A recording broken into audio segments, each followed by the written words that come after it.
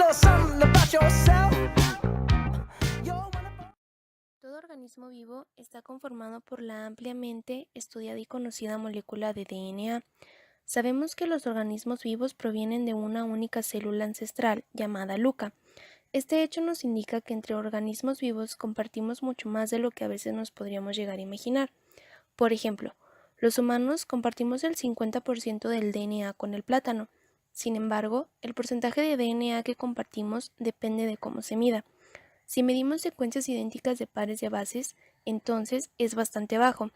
Pero si nos fijamos en los genes con funciones idénticas o similares, entonces es de hecho el 50%. Algunas de las cosas para las que estos genes codifican son de bioquímica básica, como la replicación, la transcripción, la traducción del DNA, el metabolismo de la célula y la regulación del ciclo celular. Este tipo de genes son nombrados por los biólogos como secuencias conservadas. Para poder estudiar esta molécula con detalle, se precisa generalmente del aislamiento de la célula, y para ello es necesario un conjunto de material e instrumentos de laboratorio complejos. Lo que este experimento pretende es un acercamiento simple y sencillo a la técnica de extracción de DNA que se puede realizar en cualquier hogar con materiales de la vida cotidiana.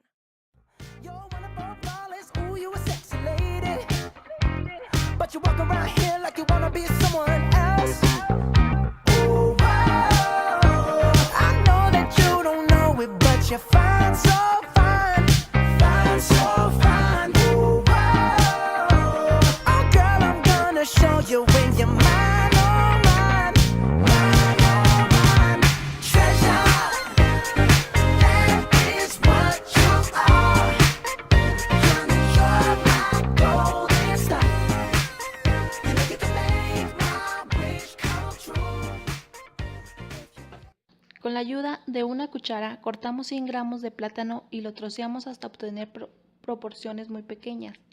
Después aplastamos todos los trozos con un tenedor para formar una pasta más o menos homogénea. Depositamos esta pasta a un vaso precipitado. La trituración del plátano se hace para incrementar el área superficial del plátano, ayuda a hacer la superficie de la membrana más fácil de disolver y también permite una absorción más efectiva de calor y de las soluciones que se añadirá. ¿Para qué se realiza la homogenización continua? Con este procedimiento conseguimos que la temperatura, tanto el calor como el frío, actúe sobre todo el contenido del extracto y no solamente con las partes en contacto con el vaso de precipitados. También se consigue que la solución detergente pueda actuar sobre todo el triturado del plátano. Primero pesamos con la balanza 3 gramos de sal. Con una probeta preparamos 100 mililitros de agua destilada y 10 mililitros de detergente.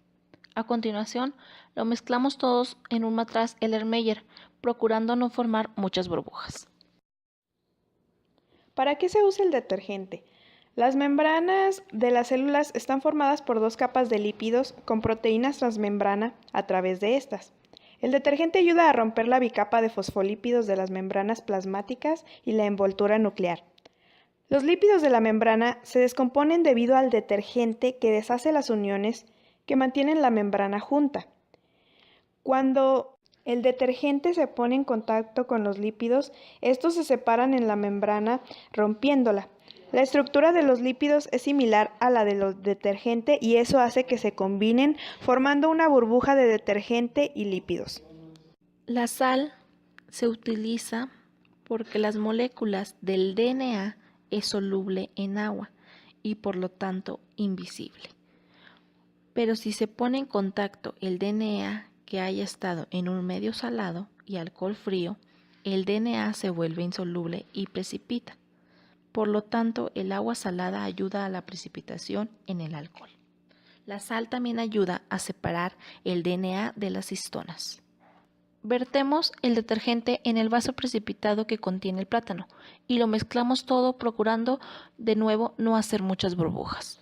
Ponemos agua a calentar y con un termómetro medimos la temperatura hasta que alcance unos 60 grados centígrados aproximadamente. Después introducimos el vaso precipitado con la mezcla y vamos removiendo durante 15 minutos con la ayuda de un agitador. Hay que procurar mantener la temperatura a 60 grados centígrados y no hacer muchas burbujas. Este paso se utiliza para liberar el DNA de sus barreras protectoras.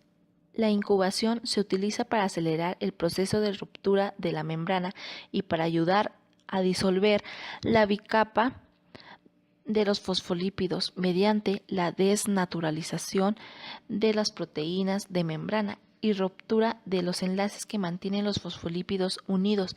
El calor ablanda la membrana. Preparamos un recipiente con agua y hielo e introducimos el vaso precipitado. Lo dejamos en estas condiciones durante 5 minutos removiendo constantemente. El baño frío ayuda a mantener el DNA intacto durante el proceso de extracción. El enfriamiento de la solución ayuda a prevenir la desnaturalización que podría destruir el DNA. Si se expusiera al calor de manera prolongada, mientras esperamos que pasen los 5 minutos del baño frío, preparamos el zumo de piña. Troceamos una piña y trituramos la parte central o el corazón en una licuadora. Filtramos la pasta con un colador para obtener el zumo de piña.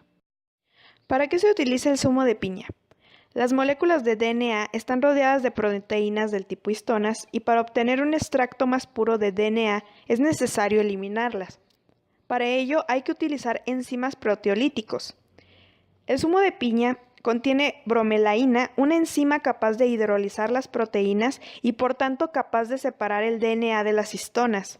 Este proceso ayuda a que el DNA se desempaquete y es más fácil su extracción. Preparamos un vaso con un colador encima y vertemos el contenido del vaso precipitado. A continuación, preparamos un embudo con un papel filtro encima y vertemos la solución obtenida anteriormente recogiendo el líquido en un tubo de ensayo. Este segundo proceso puede tardar unos minutos. Este proceso permite separar los tejidos del plátano y de las células que hemos roto en los pasos anteriores. Ese material no nos interesa y quedará retenido en un colador o en el filtro. El líquido filtrado que conseguimos es el que contiene el DNA libre de la membrana nuclear. Con una pipeta Pasteur recogemos 1 mililitro de zumo de piña y lo añadimos a 5 mililitros de extracto del tubo de ensayo. Dejamos que actúe el zumo en la solución de 2 o 3 minutos. Sacamos el alcohol del congelador y preparamos en un tubo de ensayo aproximadamente el mismo volumen de alcohol que de la solución de interés. ¿Qué función tiene el alcohol congelado? El DNA es una molécula polar, pero la reacción con el etanol a muy baja temperatura hace que se vuelva apolar e insoluble en el etanol, formándose un precipitado justo entre la capa con etanol líquido y la capa con el extracto. El DNA es el único componente de la solución que no es soluble en el etanol y se hace visible porque las diferentes cadenas se van aglutinando entre sí al precipitar debido a la acción de fuerzas físicas. El alcohol es menos denso que el agua del extracto y por eso flota sobre la capa del extracto. Finalmente, vamos a poder observar en el tubo de ensayo que existen 3 capas bien diferenciadas, de las cuales la que se encuentra en la parte superior es el etanol, en la parte inferior se encuentran los restos celulares y organulos, y finalmente en la capa intermedia se encuentran una especie de hilos blancos, los cuales se encuentran rodeados de burbujas, y estos son el DNA. You are my treasure. You are my treasure. You are my treasure. Yeah, you are my treasure.